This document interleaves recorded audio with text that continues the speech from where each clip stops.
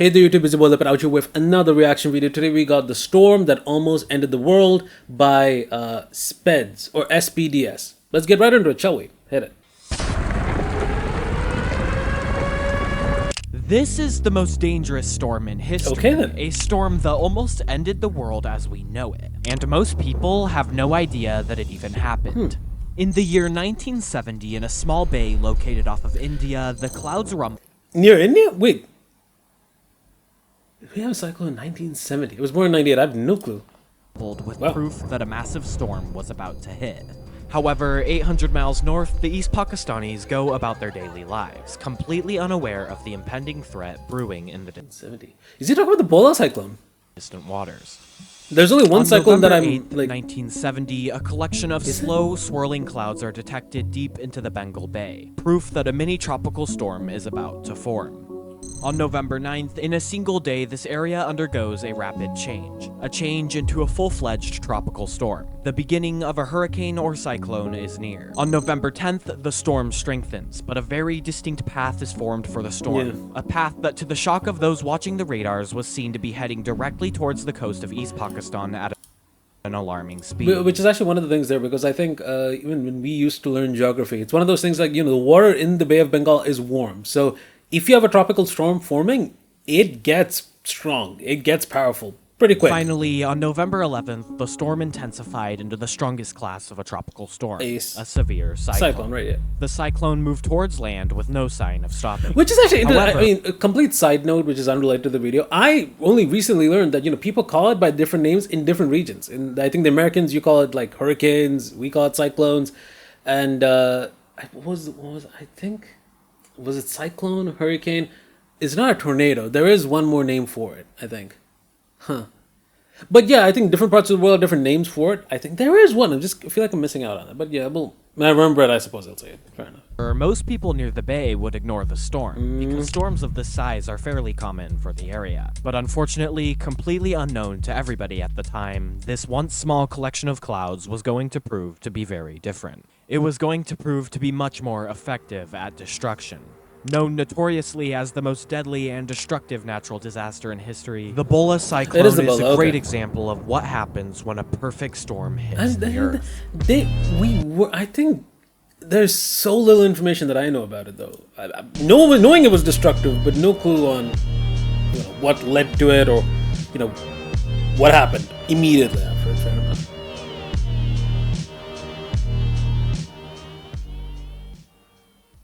After the cyclone reached its peak, I learned just how dangerous the Bhola cyclone was. From the incredible book The Vortex by Scott Carney and Jason McLean, this story was not just a simple story of a random cyclone. Instead, it's a story of how one cyclone can grow into something that could have destroyed the world. And unfortunately, the storm was going to hit very soon. But there was one problem. At this point, still, no one near the bay seemed to care about the storm. With a storm this size, meteorologists and radar watchers would be violently sounding alarms telling people to take shelter and prepare for the storm. But instead, nothing? The truth is, I lied. It's not that the Pakistanis thought the storm wasn't that bad, it's that the East Pakistanis had no idea the storm was even coming in the first place. With a storm this big, a complete and utter failure of emergency systems wouldn't just be a small problem. It would prove to be absolutely murderous. Okay, I get it. This is back in the 1970s. I guess tech was just, improving to the level that you have more international countries, trying to really communicate with each other. But I think I think at least in today's world, it's if you detect a cyclone or a hurricane, you would pass that information along to other countries. That is my understanding of how the system works. Back then, wow, not even knowing it was that is hard.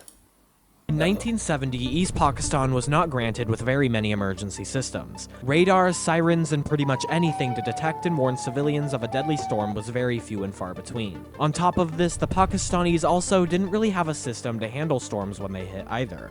But what's odd is that the countries that surrounded Pakistan did. Yeah. India, for example, had good enough weather detection systems and detected the storm way back when it first formed. India knew this entire time that the storm was raging towards Pakistan. But because of the two wars between India and Pakistan, political tension between the two countries would mean that India might have had no interest in alerting the Pakistanis of the storm earlier. The Pakistanis were not told anything about the storm from anyone. No, but I get now I get the political scenario, and of course, full disclosure, I'm Indian, no surprise. But the thing is, you'd still want to put that information out there. Okay, maybe not directly to to said countries you're having wars with, but at least you'd probably tell the international community, hey, by the way, the cyclone's coming in there, and then let someone else maybe mediate that information forward at least. But I feel like that could have been a lacking on our part, at least in some way, shape, or form.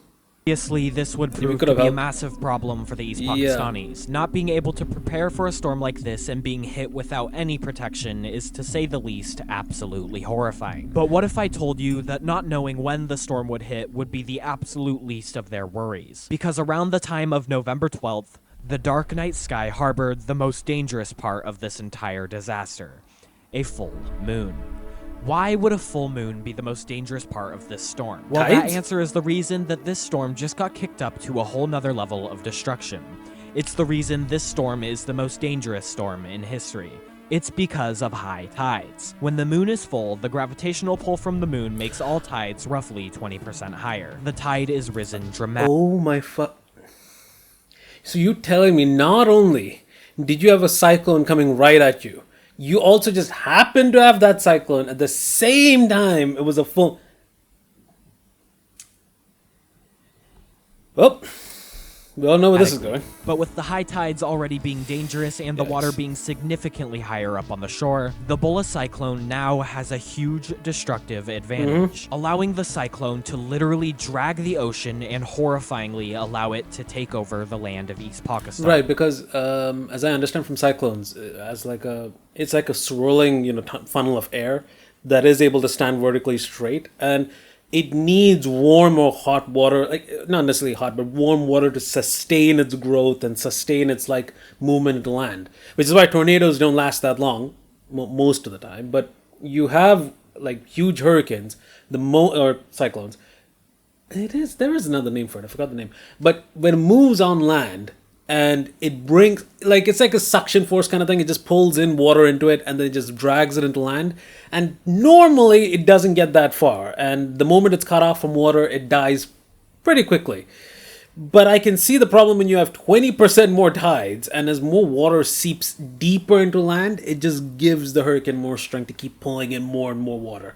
That is terrifying. I didn't even think there was a possibility that you'd have a situation where both those events naturally happen in front of a coastal plain that is naturally very close to the sea. Because as I understand from Bangladesh's geography, it isn't that mountainous towards the southern side. So it is exposed for miles and miles deep into the water. From your contact with water to the coast, it is flat. So yeah, this can be horrifying, I think. The Bhola cyclone was about to hit at literally the worst possible time. Yeah. However, the people would finally get some disaster warnings on the 12th. Okay. After realizing the true danger of this monstrous cyclone, the meteorologist department in Pakistan had finally issued a report and dispersed a radio message warning of the cyclone. Okay. But the meteorologist department had limited information because their information came from central Pakistan. In central Pakistan, I keep forgetting. This is oh shit, yeah, he's right. 1970. This isn't. I'm not talking about Bangladesh. It's Western East Pakistan, right? Oh shit. So okay, administrative capital is there. Okay, fair enough.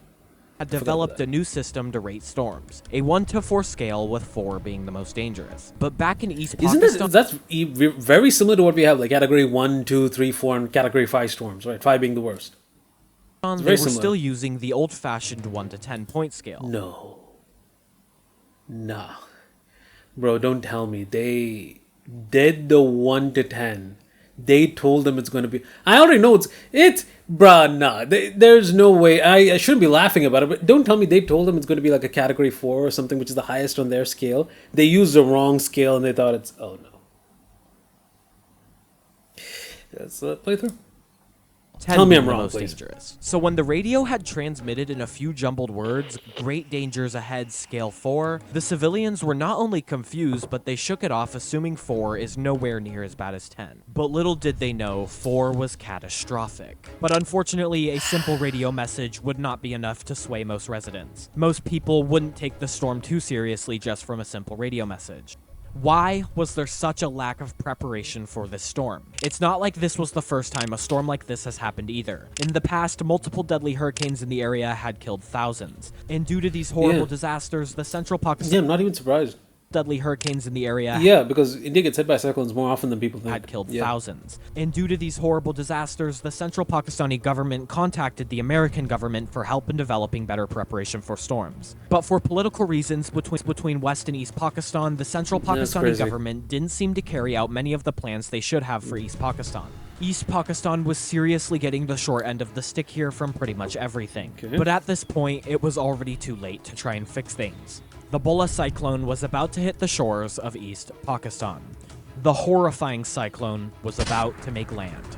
And to top all of this off, East Pakistan, which is now known as Bangladesh, is a very low coastal country. Right, Its right. land barely rises above the water. Correct, and this is something we were taught like a long time ago. Like in geography, at least, like they would tell you, like like in India, if you go like towards the southern part of India, you have like the southern Ghats, which is like the areas that are more elevated from the coastal region, and that has its advantages. That prevents you from getting a lot of flooding in those plains. But especially in like neighboring countries, especially in Bangladesh, you have a lot of subsidence. It's not really that far up from the coast, like from the surface of water. So if water floods in, it will flood in deep inland. Yeah. The country is only 33 feet above sea level. Water 33 feet? Holy shit, that's... Okay, I did not know... Okay, wow. on high tides alone floods the country. Hundreds of thousands of people live on the coast of the country. Hundreds of thousands of people that had no idea how big the effect of this cyclone would be. On November 12th, the Bhola cyclone would strike the hundreds of thousands of people near the shore with absolute ferocity. And as the cyclone closed in on the land, the sun had fully set, and pitch black dark night had hit.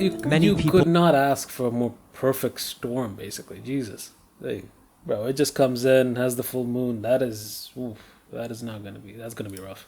Would be instantly surprised by the pure and utter raw, disgusting power of a cyclone that has finally reached its peak. I am very curious on what the actual strength of the cyclone was. I know you used the category 4, I think was what Pakistan used, but right now, comparing this storm strength to what we have, like the categorizations now, wonder if this would be a category 5 storm, like a fully formed, Bhola fully cyclone had Category 5. finally hit the shore. With sustained wind speeds of what, more than 300 kilometers an hour or something?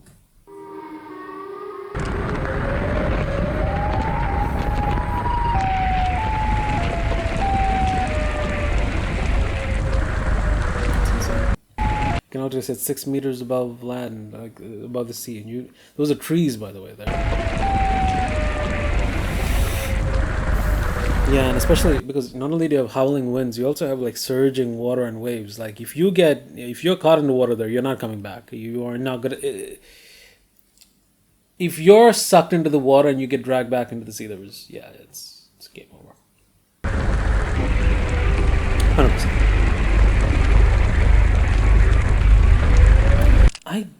I don't like. First of all, I do think I actually don't know if these are realistic images of actually in the 1970s or if it's just like similar sized storms from around the world. I don't know if it's actually from Bangladesh, but horrifying. Rising waters, absurd winds, rain that Could be, stings like actually. a thousand Could be. needles, and a storm surge and flood upwards of 33 feet high in some areas. Houses are completely leveled. The floods and ocean reach the roofs of most houses, spelling pure and utter catastrophe for those involved anywhere near the shore. There was no safety. There was no way of countering. Because, you'd have the common idea of oh shit, there's a hurricane coming. What do? You drive to higher land. You're not going to get away that far away when most of your land is only, it's not that high up from the water table here, bro, like from the ocean or the sea. So you are going to get sucked in. There's not much you can do. There's no mountains to climb. There's not many trees that you can hide from. There's not many places you can survive if you get caught in this. Storm, and no one even knew that it was coming. Thousands of families struggled to the top of their homes. Many would pray that their house was tall enough, but unfortunately, a tall enough house wasn't very common. Most houses were entirely swallowed by the sea.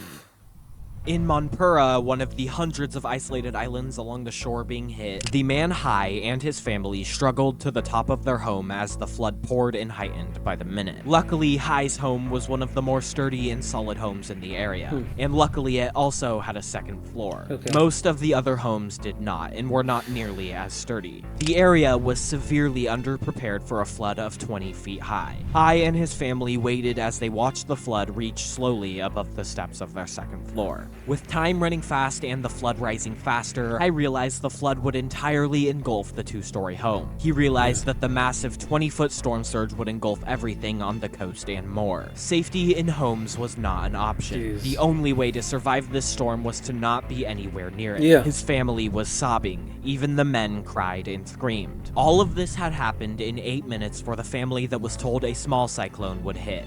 A family that's home was more than half a mile. Did you say in 8 minutes? Family that was told. The men cried and screamed. All of this had happened in 8 minutes for the family that was told a small cyclone would hit.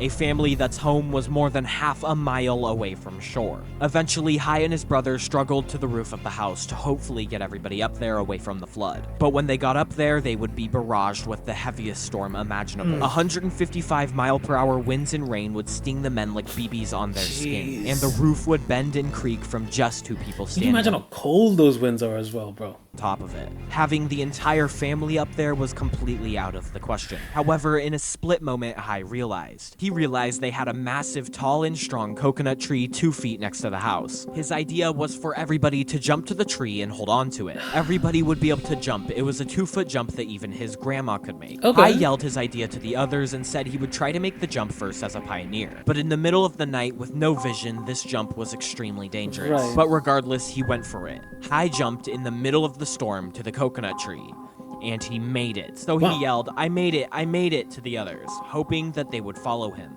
To no response. Assuming the storm was too loud, he yelled again, but heard a wave crash over the roof of the house. Hai, still with hope that his family could jump, waited. Continuously yelling, I made it, the waves slapped against the roof with unrelenting power, and the water continued to rise. Hai called out to his mom, desperate for a response.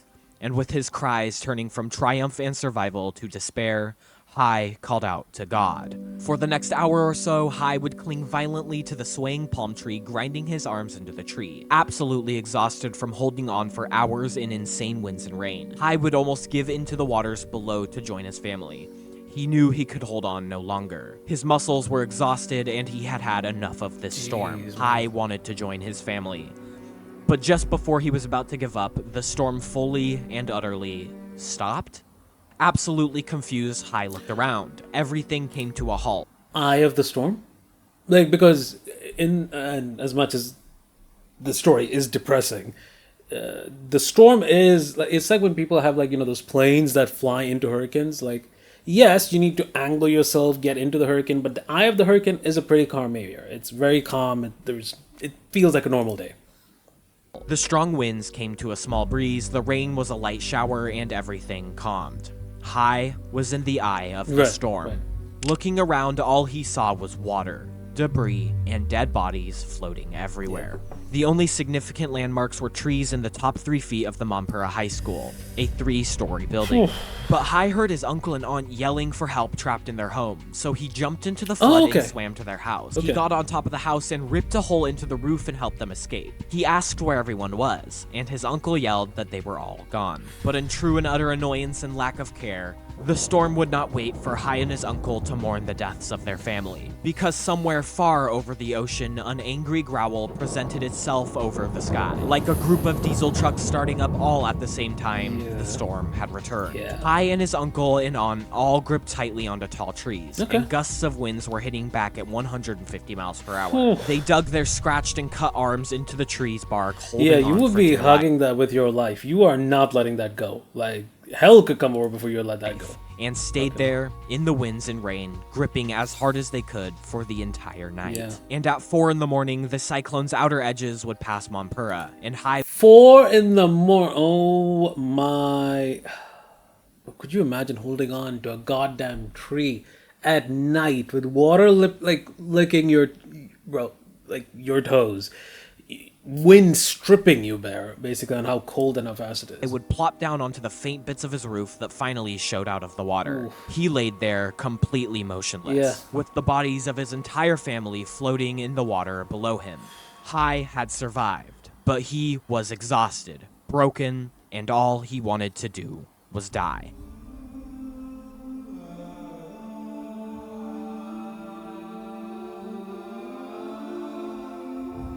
After the Bhola cyclone came to an end, Hai's Monpura recorded that 40,000 of the 50,000 residents were all dead. Oof. The floods would recede and the hundreds of miles of destroyed land became visible. Hundreds of thousands of bodies were washed out into the Bay of Bengal. 90% of all of the homes were destroyed. All of the millions of people along the shore and in the country of Bangladesh experienced the exact same thing as Hai. The flooding, the holding onto trees and hoping for survival, and the lack of preparation due to lack of information from central Pakistan. Everyone that survived was absolutely heartbroken and understandably, beyond their retching guts, absolutely furious at the central Pakistani government for the lack of information. But you're probably wondering, how in the world did this lead to almost ending the world? Well, the answer to that is much darker than you think it is, and it starts way back right before the storm even hit. In West Pakistan, the head of government, Yahya Khan, made a terrifying decision during the cyclone. He chose on purpose.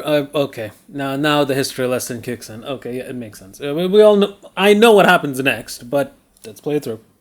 Not to provide aid or help for the storm to East Pakistan at all. I didn't know the storm was in the exact time during this. Them at all. I didn't know Why? that. Because he believed that the East Pakistanis wouldn't vote for him in the upcoming election. So his solution was to kill as many people as he could so he didn't have to worry about bad voters. A disgusting decision that one of his generals later addressed as, quote, a cyclone that solved about 500,000 of their problems. Fortunately, this actually backfired very badly on Khan, leading everyone across East Pakistan to unite against him to vote for a man who actually did help in the disaster, Sheikh Mujibur Rahman. So how did Khan respond to this? Did he happily hand over the title of president? Nope, he actually decided to become a dictator. And to put very, very simply, instead, he jailed Mujib and started killing everyone in East Pakistan that didn't follow his orders. He started a mass genocide and said, quote, all we need to do is kill 3 million of them and the rest will eat out of our hands. So that's what he did. And look, I think I'll be straightforward when I say I don't want this to be a political channel. I'm not really out here to put my political beliefs on anyone.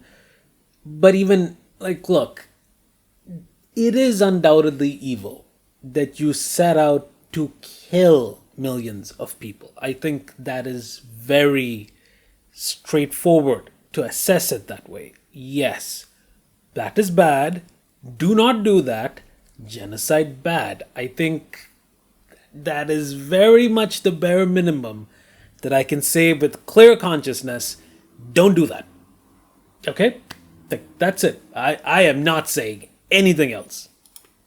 He started killing all Bengalis that went against him. Naturally, this started a full-fledged civil war between East and West Pakistan, with India, who did not like Pakistan, jumping in to help East Pakistan to take down West Pakistan and become their own country. However, if we're talking about countries jumping in here, the US also jumped in and supported their the whole US and USSR showdown that comes up as well. Pakistan. Tension soared very high with the US there, in because the US sent out a warship to the Bay of Bengal. However, this was no ordinary warship. It was a nuclear warship. A nuclear warship capable of destruction close to 2,000 Hiroshima bombs. I think, I think people can come with their own positions on this, basically. But I think my point is, look, when you... I think the world has gotten smarter, I'd like to believe.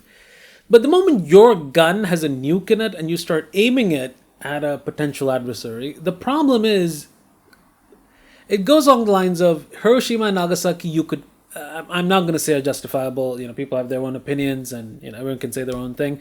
But from the American perspective, it shortened the war. And from their perspective, 100%, they were basically like, well, if we didn't do it, the war would have prolonged, but we would have still won, yada, yada. Okay.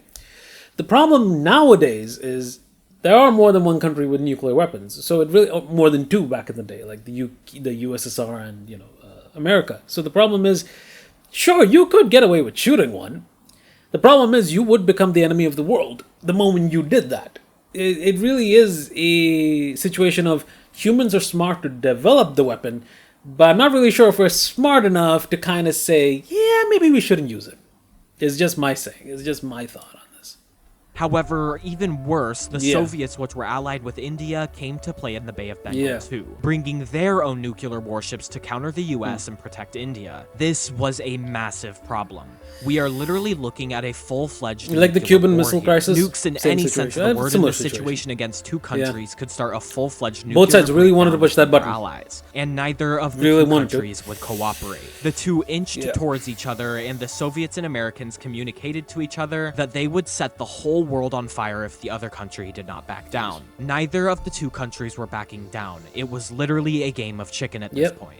They inched closer and closer to each other and came just about to the brink of each other, setting off the bombs. The world was only maybe a day away from nuclear fallout. But out of nowhere, back in East Right. Pakistan, the East Pakistani resistance force in the war won. I didn't. They seized the I main did not city- know the timing of that was that tight, but I think people had an idea it was close, but I didn't really realize it was that tight. Dhaka, which means that Yeah, East Dhaka fell Pakistan is into- now yeah, Bangladesh. rebel The hands, war so- was over. Luckily, this miracle would sway everyone involved with the war away from each other, and the US and Soviets left, just days before absolute annihilation.